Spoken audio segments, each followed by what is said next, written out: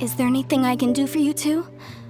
I'm afraid that Wangsheng Funeral Parlor isn't in the best state to receive guests. We've come to see Zhongli. Could you please tell him we're here? Unfortunately, Zhongli isn't here at the moment. It seems he went to Northland Bank. Doesn't the Northland Bank belong to the Fatui? Last time we saw Zhongli was before we went to the Golden House. Do you think he doesn't know about the attack on Liyue? Visiting the Fatui at a time like this could only mean more trouble. We had better go and make sure that everything is okay.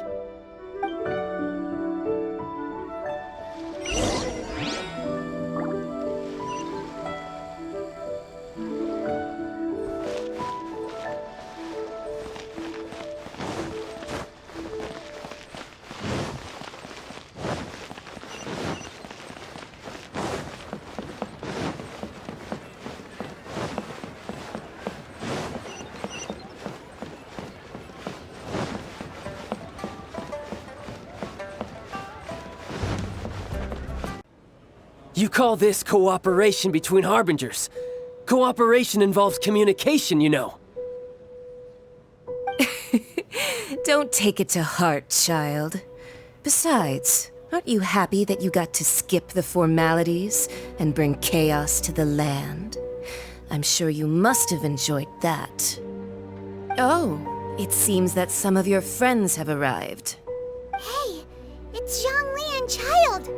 And you! You're also one of the Harbingers? It's you two. I believe we've met once before. In the city of Bards, was it?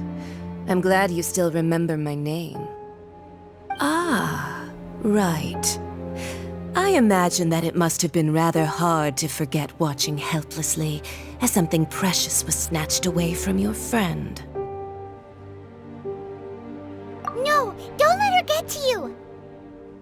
You've yet to gather the powers of all 7 elements, and our last battle at the Golden House was almost more than you could handle. So it might be best to keep things peaceful this time, seeing that 2 of the Harbingers are here.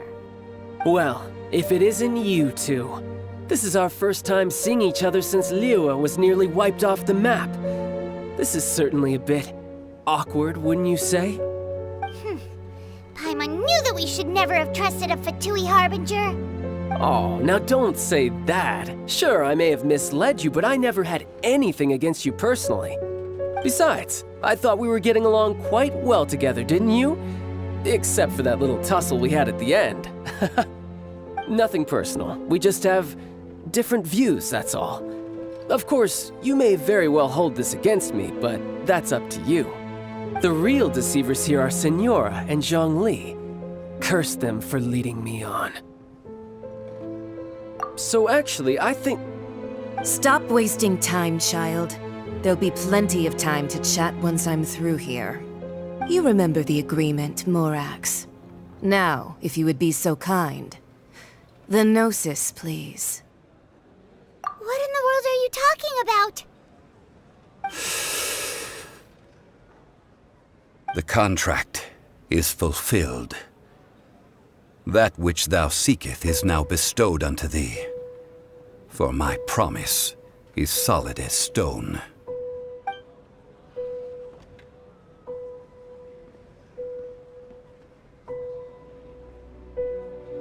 How sanctimonious.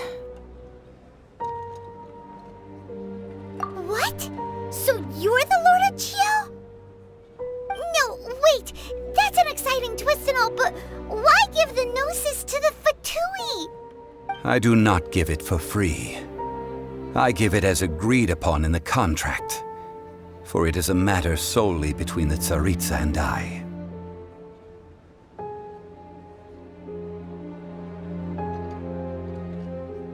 Yeah, you don't think you went a little bit too far with that whole fake death thing? Everyone was preparing the ceremony for you, and splat! This big dragon falls out of the sky, and all of Liyue goes into an uproar. Talk about a disaster. Gathering all the forces that had been bubbling behind the scenes, and then stirring them together in a pot that was bound to boil over. That's what he wanted to see, am I right? Well, Wait, what? Perhaps it's best that I explain. As you know, I've dwelt upon this world for more than 6,000 years. I witnessed the founding of Liyue, together with the Adepti 3,700 years ago. Even boulders that can withstand whirlpools will erode with the passing of time. I kept convincing myself that cracks had not begun to form, and that the end of my time had not yet come.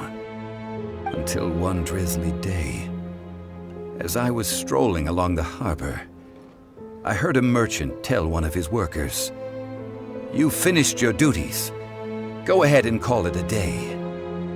I stood motionless among the crowds, asking myself, have I already finished my duties? Oh, Zhongli.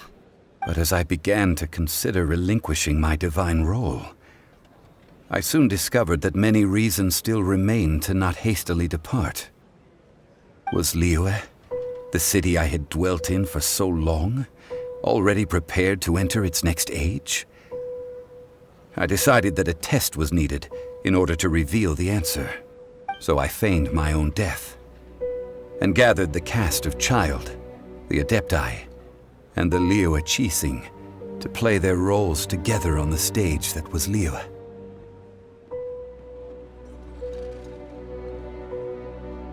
That's right, which is why I continued to safeguard the gnosis until now. So you mean that if the chaos ever reached the point of no return, you would simply appear and use your divine powers to bring Liyue back under control? Of course, and it would have been all too easy for him too. Just as a child quickly matures after losing their parents, so has Liyue matured when faced with the death of its deity. I was pleasantly surprised with the finale of the show that you all put on. Why, you even deserved an encore. The Adepti deserve the greatest applause, considering their years of seclusion. They hardly recognized the city, yet faced with such a crisis, they exerted the greatest amount of restraint. Not only did they manage to cooperate with the Qixing, but in the end, they even tried to understand the heart of the people. And hats off to the emissary dispatched by the Cryo-Archon to fulfill our contract, Signora. She managed to keep everything she knew in strict confidence, far from the eavesdropping ears of her colleague Child, just as I had requested. All the while, I carried on as Zhongli, and fulfilled the traditions of Liyue in this mortal form. Thank you for walking that path with me, traveler. These things were all a part of my script. The only unforeseen plot twist was the conduct of the Liyue Qixing. I had expected them to do no more than the Adepti, to come to the defense of Liyue. But when all was said and done, they seized the opportunity to supplant Liyue's divine protectors, and used the subsequent power vacuum left by my death to quickly gain complete control of Liyue. Huh? That doesn't sound good at all. On the contrary, I think it is excellent. I had always feared that it was too soon for them to take over from me. And it was also that which I longed for the most. As such, this is the best parting gift anyone could have given this god of old. Hey, what about me?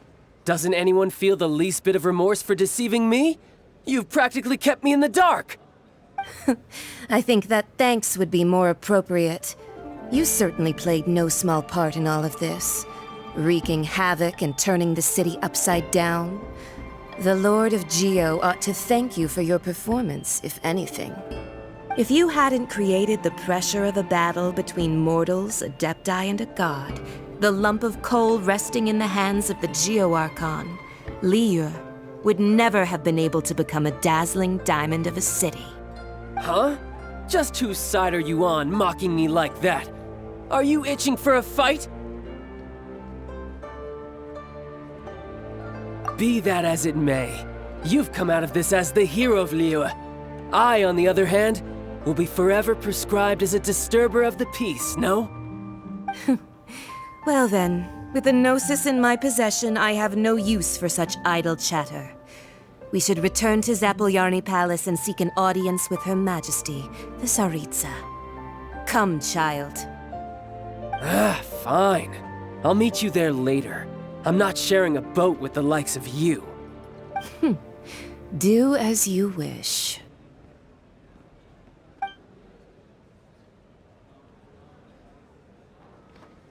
Now then, is there anything else you wish to ask me?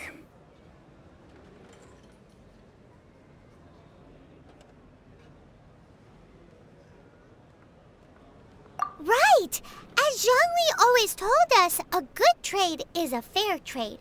Paimon has no idea what could be a good trade for a gnosis. Realistically speaking, there is no such thing. Huh?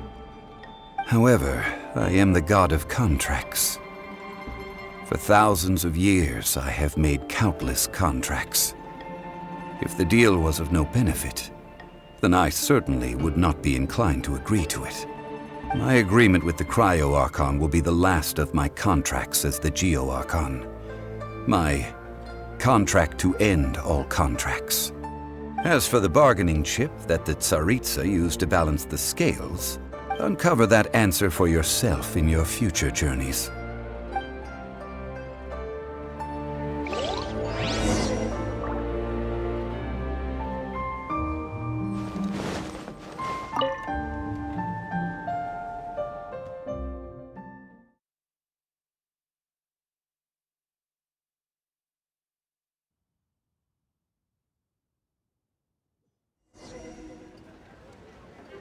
Today's the day of the rite of parting.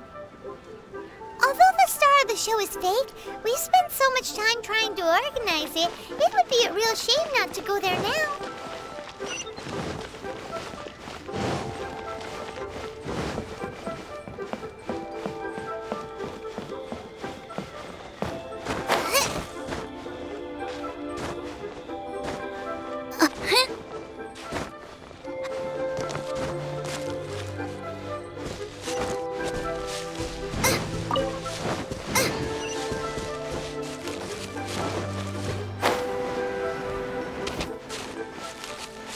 You know that god from the ocean couldn't have just shown up out of nowhere. I mean, it's been 2,000 years since Rex Lapis subdued it.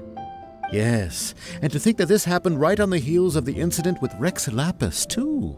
Say, do you think the person who assassinated our lord and released that evil god might have been one and the same? Now that you mention it, that's very possible. Yes, it's very possible indeed. I mean, it all fits together. That person must have colluded with the evil god to harm Rex Lapis. Oh, that wicked, black-hearted scoundrel. Still, what sort of supernatural prowess must this person possess to be able to do such things? I have never heard of such a person in all my years. Ah, forget it. Guessing's no use to us. Look, the Millilith over there looks like he's about to make an announcement. Let's hear what the Ministry of Civil Affairs has to say first.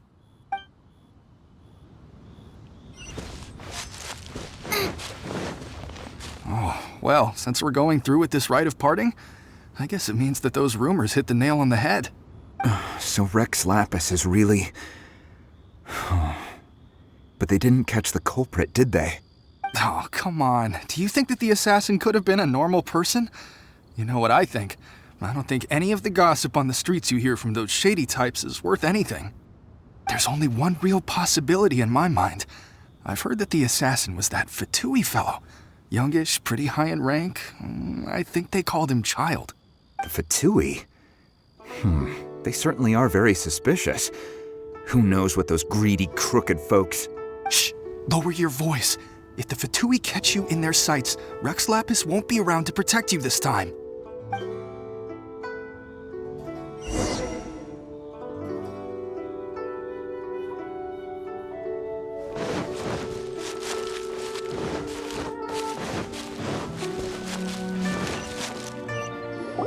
Hear ye all!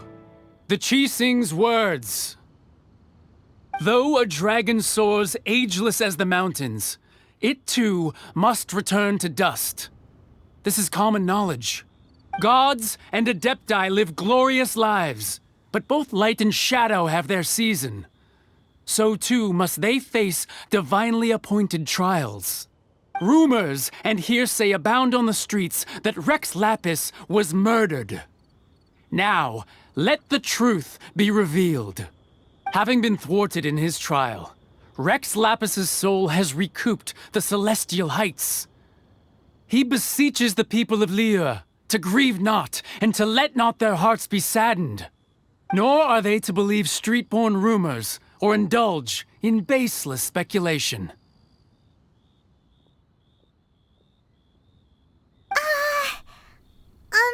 Paimon needs a translation on what the Qixing's announcement said.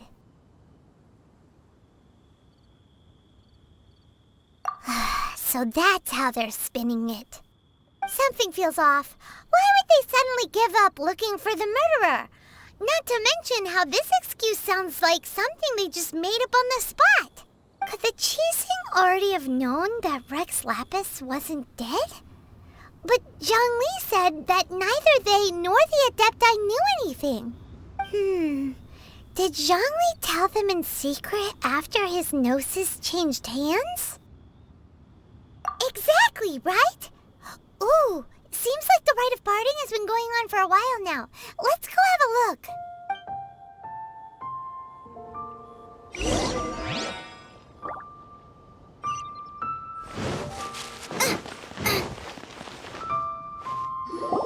Look, it's Ningguang and Keqing. Are they saying something? Are their speeches over? As said previously, Rex Lapis's soul returning to the heavens is the end of the contract. And it is also the end of an era. 3,700 years of contracts burnt and reduced to ash. We, the people of Liyue, were indeed prosperous. But blinded by our prosperity, we forgot that time can be pitiless.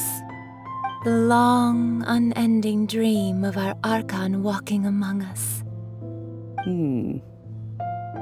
Now that we have awoken from our dream, we must learn to say farewell. Will you stand with us as we re-establish our contracts? As we build a new age of prosperity? So concludes the words of Her Eminence the Tianquan. Does Her Eminence the Yuheng have anything to add? Huh? Is she looking this way? Traveler. Yikes! She really is looking our way! Is that the traveler who they say defeated the ancient god? So young. The Liyue Qixing always repay their debts. And as you have heard, our eyes see far and our reach is long. Name your price. You deserve that much. Whoa!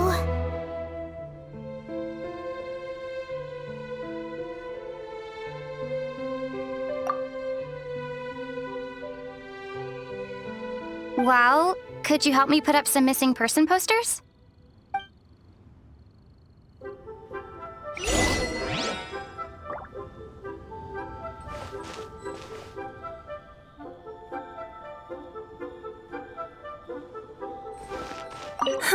And to think I'd put my best perfume on before coming here, thinking you'd like it. But it seems as if those perfumes really were meant to be offered to Rex Lapis. Well, that's fine.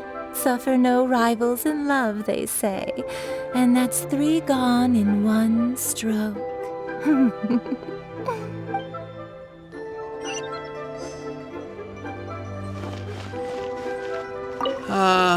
Rex Lapis, Rex Lapis. Now that I think about it, if everyone's of the same mind as me, perhaps mementos for Rex Lapis might be the best short-term business opportunity.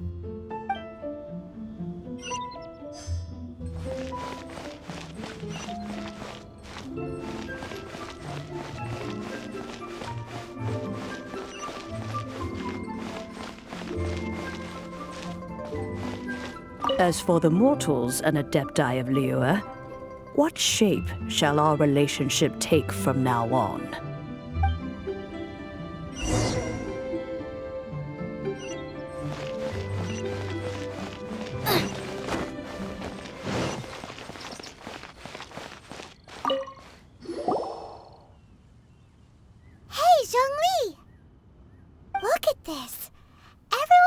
Liyue is caught up in their emotions, thinking that they'll never see Rex Lapis again.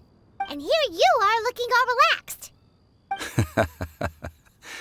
Why would I not feel more at ease after laying down the burden I have borne for 3,700 years? Right. If the two of you can spare the time, I should treat you to a meal at the Xinyue kiosk. Ha! That sounds like big talk, Zhongli. Paimon might have believed you if you were treating us to some third-round knockout, but you'd have to pay out your nose just to stand inside Xinyue kiosk. Are you sure you can afford it? You're right. I do like the Mora. As the Rex Lapis Morax, I can easily create Mora. But since I have chosen to walk this earth as the mortal Zhongli, I should abide by the same rules that mortals do. When I was journeying with you, though I still had the gnosis in hand, I knew that I must soon retire from my role as an Archon, so I had to rehearse a little for my new life. Oh, no wonder! Paimon gets it now. You didn't look at the price tags when we were spending because you've never had to. But since you weren't used to not being able to just make more Mora as and when you wanted to, you had to try becoming a parasite to society who lives off of other people's credit. Well, we were only spending Fatui money. You don't have to say it like that. In the City of Commerce, we do not merely exchange money or goods. We also exchange knowledge, memories, and foresight, as well as positions, roles, and lives. The Archon Morax could never experience life as the true mortal Zhongli could, no matter how many times he descended to be with his people. I must thank you for that. I will treasure the memories that I made as Zhongli, traveling the streets of Liyue with you. That is true. But there is no journey that does not end. No meetings without partings. Paimon thinks that we should make a move and continue our search for the Seven. I fear that continuing your journey may be difficult. The nation that neighbors Liyue by sea, Inazuma, is presently closed. The Electro-Archon Ball. And just as the people of Liyue preferred to call me Rex Lapis, she too goes by another name among locals in Inazuma. Paimon thinks we've heard that one before. Raiden? That is the case. And since Raiden is also the shogun of the Inazuma Bakufu, people call her the Raiden Shogun.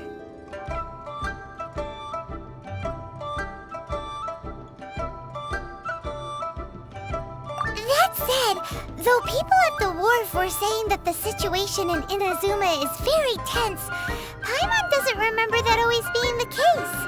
It wasn't that bad last year. Zhongli, since you're Rex Lapis, shouldn't you know something about what's happening there? Just how did Inazuma become a closed nation? It's because of visions. Visions? When faced with circumstances beyond their control, humans often bemoan their lack of power. But if a person shows true strength of will at a desperate and fateful moment in their life, the gods will look upon them with favor. This is what visions are.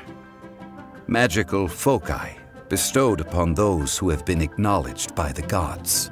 Uh-huh. That's how people in Teyvat see it. But starting from last year, the Raiden Shogun began promulgating the Vision Hunt Decree. Vision Hunt Decree? Yes. It was an order to seize all visions within Inazuma's borders, and to inlay them upon the hands of a statue of the 1,000-armed, 100-eyed god. They want to seize visions. But why? Aren't visions blessings from the gods? I should think that in the Raiden Shogun's eyes, it is precisely because they are divine blessings that they should be under the sole dominion of divinity. Whoa, that's harsh. The Animo Archon is the god of freedom, and the Geo Archon is the god of contracts. For her part, the Raiden Shogun is the god of eternity. It seems as though she has finally decided to eliminate any unstable elements that could pose a threat to her eternal realm. The fact that even I, the oldest of the seven, have now passed away will only strengthen her resolve to pursue eternity.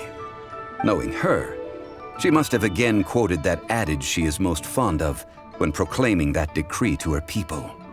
7 ideals for 7 gods, and of these, eternity is nearest unto heaven. All right then. Was there anything else you wish to know? Ah, that was a good one. Failing a divine trial. How they came up with that excuse, I will never know. That said, the reason why the Qixing were so eager to resolve the incident and stop pursuing the culprit was indeed because they received news in secret that Rex Lapis was not dead. I hinted as much to the Adepti as well. How did I accomplish that, you ask? Have you ever heard of this particularly convenient Adepti art known as gifting dreams and visions? All right then. Was there anything else you wish to know?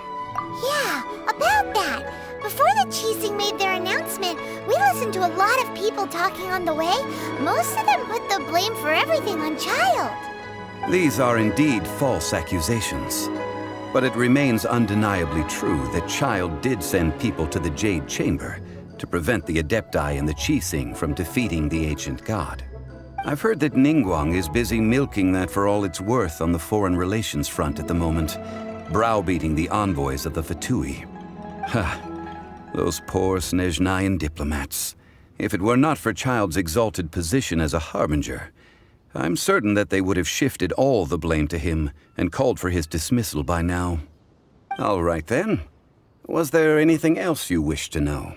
The time of the Adepti has long passed. If even the Liyue Qixing don't want to face that truth, then what future is there for Liyue? Kuching is absolutely right in saying this. Now, though I did laud Ningguang's desire for power, believing this to be a good thing, and thought as a matter of course that she must have been behind the Qixing's plan to take governing power over Liyue from the hands of the gods and Adepti, could the original person who brought up the idea of seizing power have been... All right then. Was there anything else you wish to know? That's right. Zhongli, now that you don't have your gnosis, what's going to happen to all the Mora in Tibet? Since Morax is dead, are they all just gonna disappear? Also, isn't the Golden House the only mint in the entire continent? Will it even continue to work? The Mora present now will not vanish. But the Golden House will indeed have to cease operations for a lengthy period of time, since creating Mora requires the use of the Geo Archon's power. This is terrible! We're all about to run out of Mora! The world is coming to an end! Yes, this is indeed a major issue from a financial standpoint. Well, I suppose we'll just leave such troublesome matters to the Liyue Qixing to debate. Then, did you at least set some private funds aside for yourself? Oh, a private fund. This does seem like a good, logical, common-sense idea. It's a shame. What's a shame? It's a shame that I didn't think of it at the time. All right then. Was there anything else you wish to know? Well then, I suppose you'll have to find a way to get inside this closed nation. Have patience. I suspect that some serendipity must first come into play.